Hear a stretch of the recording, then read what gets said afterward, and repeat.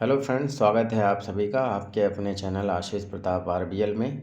और उम्मीद करते हैं आपको टेस्ट सीरीज़ अच्छी लग रही होगी। और ये भी पूरा प्रयास मैं करूँगा कि एग्ज़ामिनेशन में आपके जो मैक्सिमम क्वेश्चंस देखने को मिलें वो इसी सीरीज़ से देखने को मिलें, कि आप भी मुझे याद रखें कम से कम कि हाँ, किसी बंदे ने कुछ पढ़ाया था।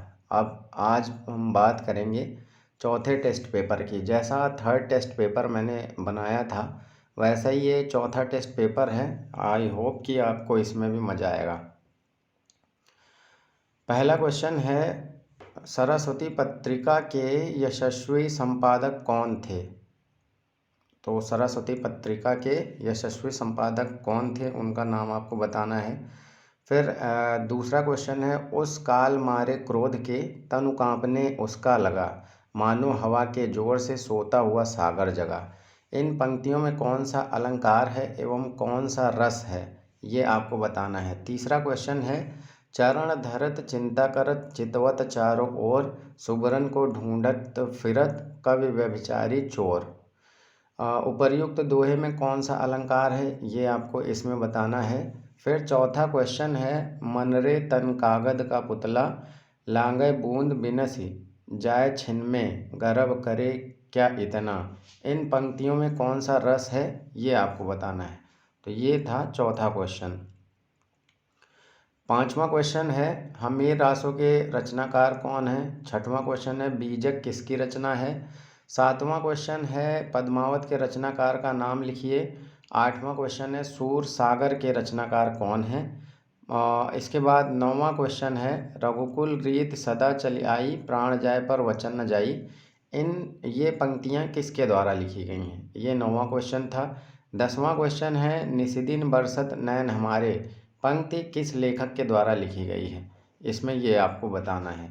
फिर आप 11वें क्वेश्चन पे आइए। 11वां क्वेश्चन है, राम तुम्हारा चरित स्वयं ही काव्य है, कोई कवि बन जाए सहज संभाव्य है। पंक्तियां किस लेखक द्वारा लिखी गई हैं, ये आपको बताना है। तो इसमें आपके हो गए 11 क्वेश्चन। काउंट मैं करे दे रहा हूँ। कुछ लोगों को क्वेश्चन काउंट करने में प्रॉब्लम होती है, सारे काम मैं ही कर देता हूँ, आप लोग केवल पढ़ाई करिए। थोड़ा बहुत काउंटिंग में भी प्रॉब्लम होती है। तो 11 क्वेश्चन हो गए हैं आपके। अब आते हैं आगे। 12वां क्वेश्चन है, जो स्त्री सूर्य भी ना देख सके, वाक्यांश के लिए एक शब्द क्या होगा। फिर 13वां क्वेश्चन है, तैरने की इच्छा को क्या कहा जाता है। 14वां क्वेश्चन है, हाथी के पीठ पर रखे जाने वाले आसन के लिए शुद्ध शब्द क्या है। 14वां क्वेश्चन है। 15वां क्वेश्चन है, जंगल में लगने वाली आग को क्या कहते हैं। 16वां क्वेश्चन है, जो तत्काल सोचकर उत्तर दे सके उसको क्या कहा जाता है। 17 नंबर पे है, हल्दी शब्द का तत्सम रूप क्या होगा। और 18 नंबर पे है, अंगीठी का तत्सम रूप क्या होगा। अंगीठी का तत्सम रूप आपको बताना है। 19वें क्वेश्चन पे आते हैं, गेहूं शब्द का तत्सम रूप क्या होगा। 20वां क्वेश्चन है, खंडहर शब्द का तत्सम रूप क्या होगा।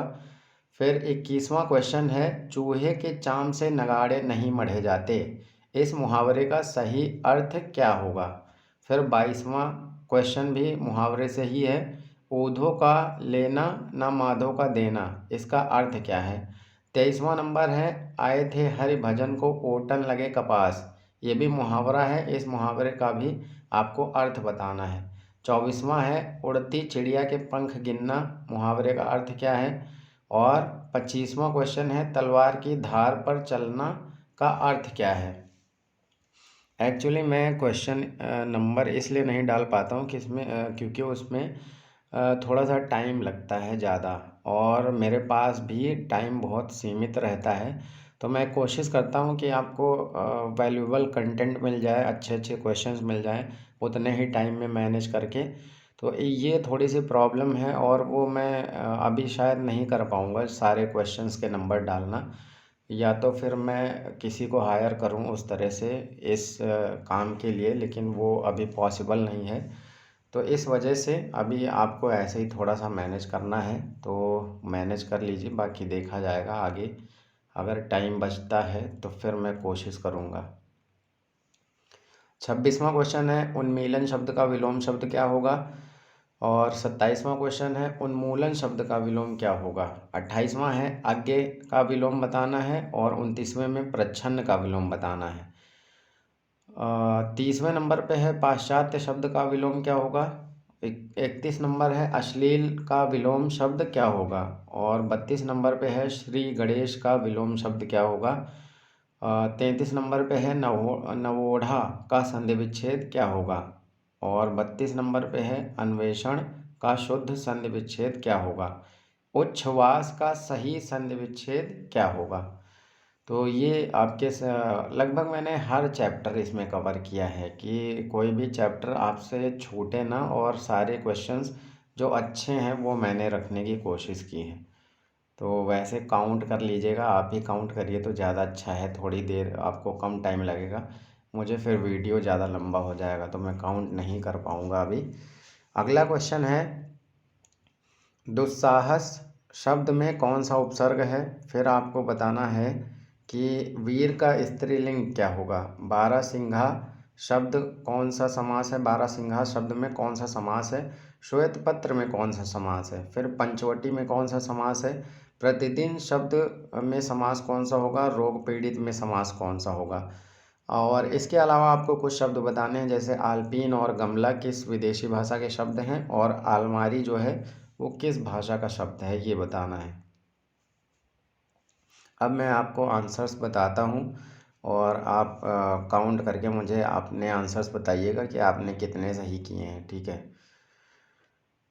पहला है सरस्वती पत्रिका के जो यशस्वी संपादक हैं वो हैं महावीर प्रसाद द्विवेदी।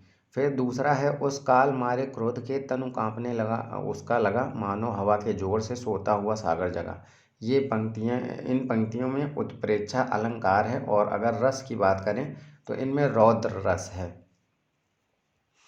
अगला है सुबरन को ढूंढत फिरत कवि व्यभिचारी चोर चरण धरत चिंता करत चितवत चारों ओर सुबरन को ढूंढत फिरत कवि व्यभिचारी चोर। तो इसमें श्लेष अलंकार है। श्लेष अलंकार की परिभाषा आप जानते होंगे कि कोई एक शब्द आए और उसके अर्थ जो है अनेक हों, ठीक है।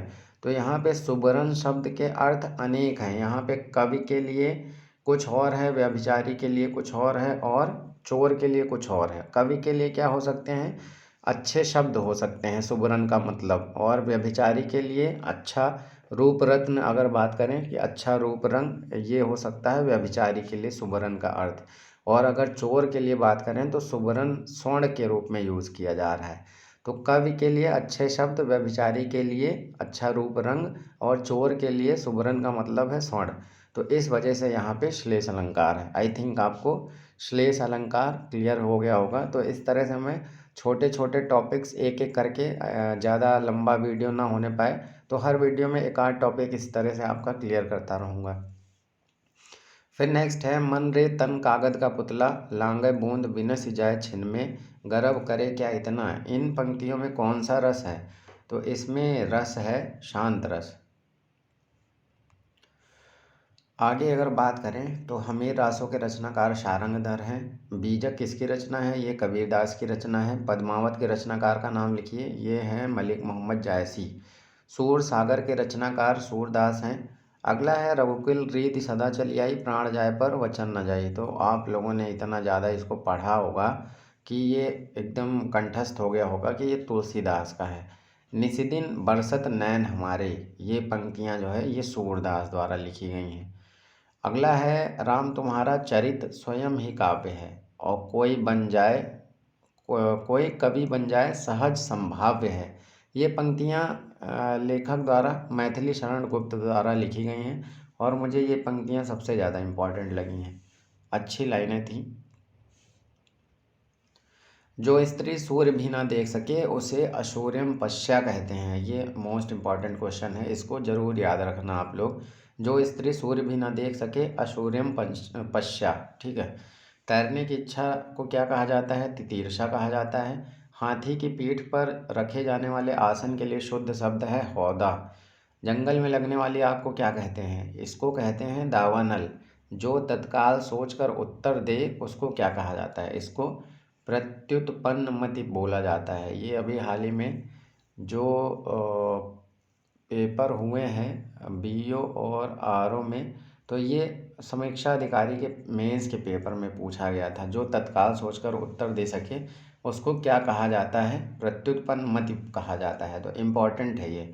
हल्दी शब्द का तत्सम रूप क्या होगा? इसका रूप होगा हरिद्रा। अंगीठी का तत्सम रूप क्या होगा? तो इसका होगा तत्सम अंगीठी का अग्निष्ठिका। और ये भी उसमें पूछा गया था आरओ के एग्ज़ाम में, तो ये भी इम्पॉर्टेंट है।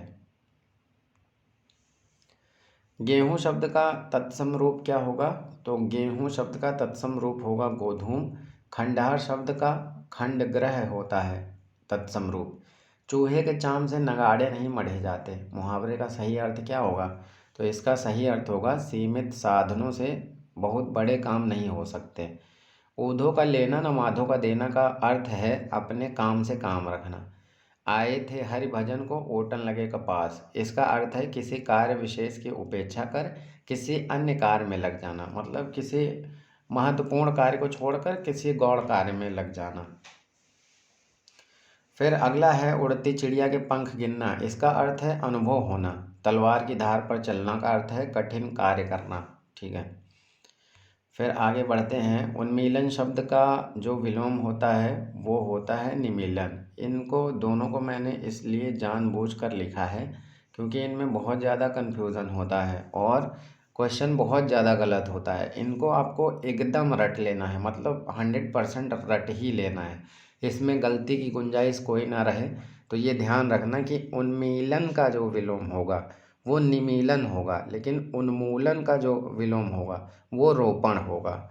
उन्मूलन का जो विलोम होगा वो रोपण होगा। इनमें अंतर भी आप ध्यान से देखिएगा और इसको एकदम अच्छे से याद करिएगा। आगे का विलोम क्या होगा? विज्ञ होगा। प्रच्छन्न का विलोम क्या होगा? प्रतिपन्न होगा। और पाश्चात्य का विलोम क्या है? पौरस्त्य है। अश्लील का विलोम श्लील होगा। श्री गणेश, ये इंपॉर्टेंट है, श्री गणेश। श्री गणेश का विलोम जो होगा वो इति श्री होगा। नवोढ़ा का संधि विच्छेद क्या होगा? तो नव धन ऊढ़ा, इसका संधि विच्छेद होगा।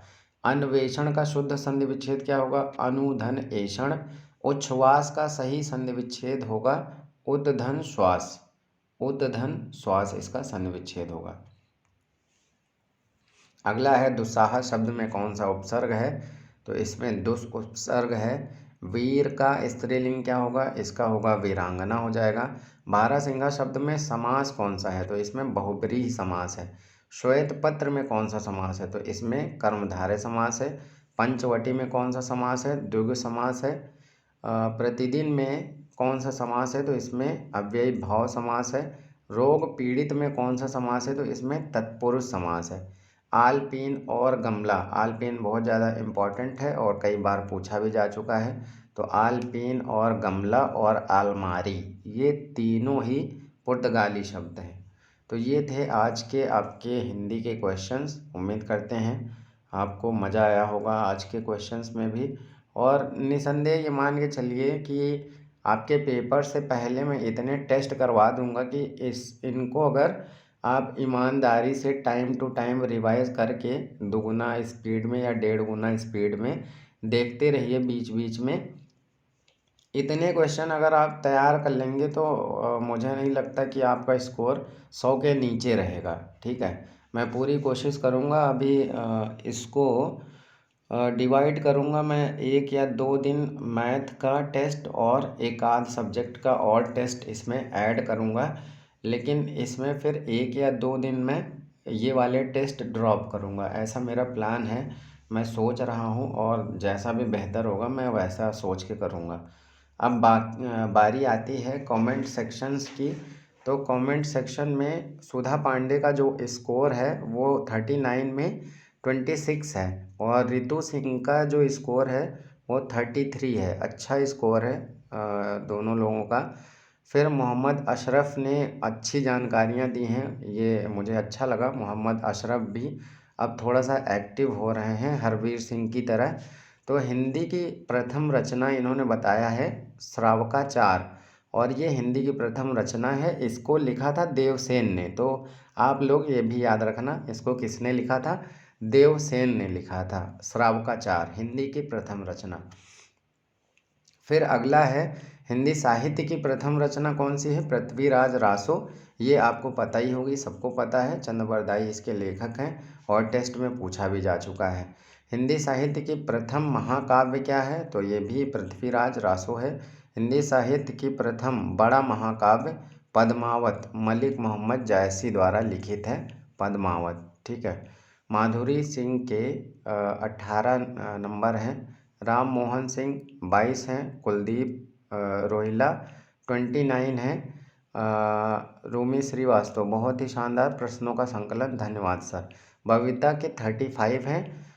कशिश के 30 हैं और अमित कुमार के 22 हैं। फिर अगला है श्वेता पाल। श्वेता पाल के 26 है स्कोर और श्रद्धा का 28 है स्कोर। श्रद्धा भी मेहनत कर रही हैं, स्कोर इनका भी अच्छा जा रहा है। अब दीक्षा चौबे का 25 है। बसंत कुमार का 28 है। मुकेश कुमार जी ने लिखा है, गुरुजी नमस्ते, आप कैसे हैं? उम्मीद है आप बढ़िया होंगे। मेरे हिंदी में 21 सही है। मैं और हरवीर सिंह भाई भाई हैं, हम दोनों आपके वीडियोस को देखते हैं। ये तो बहुत अच्छी बात है मुकेश जी। और आप भी अपने भाई साहब हरवीर सिंह की तरह से थोड़ा सा एक्टिव रहिए और किसी टॉपिक पर लिखा करिए डिटेल में, अच्छा लगेगा मुझे। दोनों भाई देखते हैं तो बहुत ही खुशी की बात है। मोहित बाजपेयी का स्कोर है 28। ए कुमार का है 27। A Kumar good morning. Good morning sir, 4 गलत हैं। जसवंत प्रसाद के केवल 4 गलत हैं, इसका मतलब इनका स्कोर होगा 35। तो उम्मीद करते हैं मज़ा आया होगा। फिर और भी अच्छे क्वेश्चंस के साथ मिलते हैं नेक्स्ट टेस्ट में। Thanks for watching. और कोई आपके सुझाव हों या फिर कुछ आप बताना चाहते हो किसी टॉपिक के बारे में डिटेल में, तो आप कमेंट सेक्शन में लिख सकते हैं। मिलते हैं नेक्स्ट पार्ट में। Thanks for watching.